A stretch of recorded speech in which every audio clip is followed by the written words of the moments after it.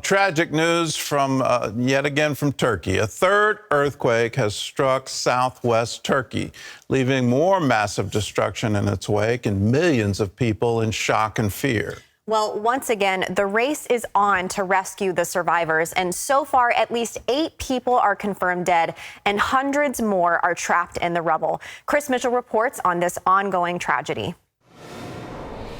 The 6.3 quake hit the city of Hatay, already one of Turkey's hardest hit areas. Many buildings, weakened by the previous earthquakes and aftershocks, crumbled. CBN's Operation Blessing International Relief Director Diego Traverso filed this report moments after it struck. It felt really strong and everything collapsed again. The electricity, everyone just went out. We're right here on the street serving the people that is coming here. We're distributing solar lamps. We're start with a medical clinic right on the spot so we can serve the people here that is under so much distress. Also some meals. We're making some hot soup right now on the spot, distributing blankets. It got really cold right now again. The city of Hatay is also known as Antioch, that played a prominent role in the life of the Apostle Paul and served as a foundation of the early church. CBN News visited the city just days ago. Behind me is the city of Antioch, devastated by the February 6th earthquake. In the New Testament, the book of Acts, chapter 11, it says that in Antioch, the followers of Jesus were first called Christians. Like many areas throughout this region, Antioch took an especially hard hit. You see scenes of devastation like this all over the earthquake zone. But this particular site is unique because this was the ministry of a local church serving their neighborhood for 23 years. Pastor Ilmaz told CBN News about that terrifying night. I just can't find the words to describe it, and I don't think you can really understand what happened at that time. There was a deep noise from the ground and it wasn't ending, and it was a long time. Both my husband and I just looked at each other and hugged each other, and we started praying. Within moments, they rushed outside. And then when we came out, and completely outside, and I looked and I realized that all these buildings were collapsed. And that was so painful because this has been our ministry to our neighbors. For years, she ministered to about 50 neighborhood children, teaching them the Bible. And now they are all gone. I've lost all of them.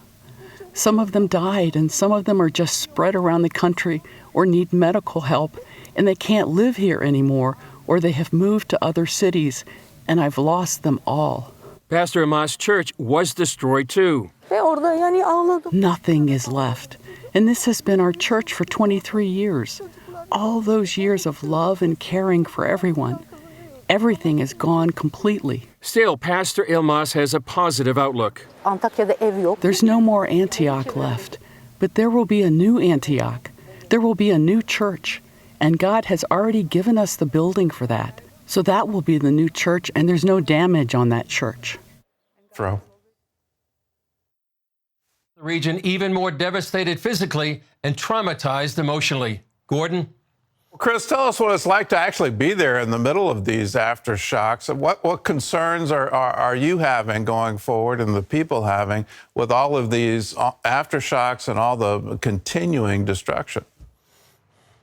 Well, first of all, Gordon, is that there'll be more aftershocks and more earthquakes. I'm not sure anybody was expecting something this major right now.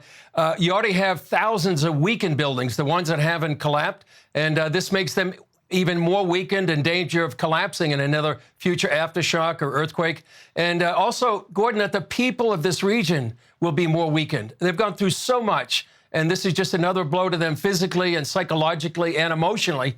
And by the way, Gordon, when you're there on the ground to see the size of this earthquake zone, about 300 miles long, we drove for hours and saw unbelievable devastation from one end to the other. By far the worst thing that I've ever seen.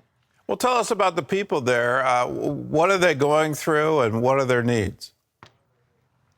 Well, they're going through post-traumatic stress. Everyone we talked to that went through the earthquake in the areas that were very damaged and the ones that weren't so damaged, they thought they would die. And so millions of people, they're in shock. They're afraid. They're in fear. They don't want to go back into the buildings for fear of more earthquakes. We talked to our translator last night. We were back here in Israel, and she said everybody is out in the street. And the fear is especially true for the children. Another thing is grief. Somebody told us the nation is grieving right now. They've lost loved ones, family members. There was a story we had just the second day we were there of a family watching a recovery effort, looking for their grandson, the grandchild, and a daughter and a son-in-law.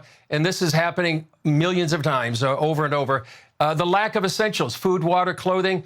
And how can people help? They can pray for the people of Turkey. And practically, they can help by supporting groups like Operation Blessing that we had the privilege to be on the ground and see what they do. Well, tell us how Operation Blessing is helping and what's the impact it's having on people. Well, I think they're having a great impact on the people they're able to help. It, first of all, shows people they care. And that means so much to people that really have gone through such a traumatic experience emotionally, that somebody cares about them, that they're not abandoned.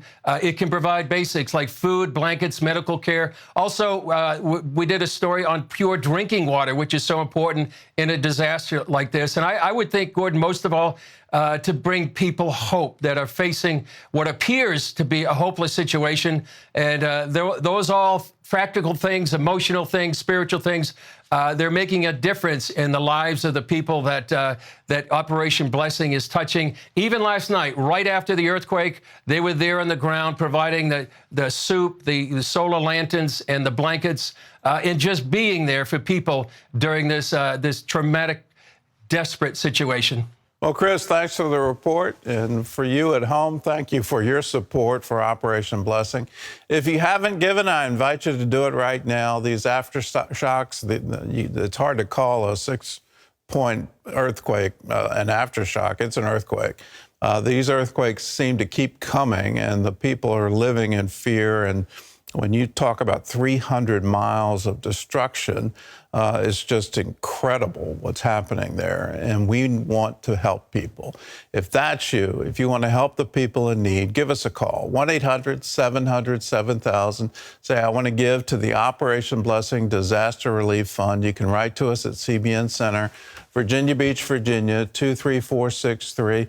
Or you can text OBDR to 71777. We obviously can't take care of 300 miles of devastation, but we can take care of the parts that we can reach.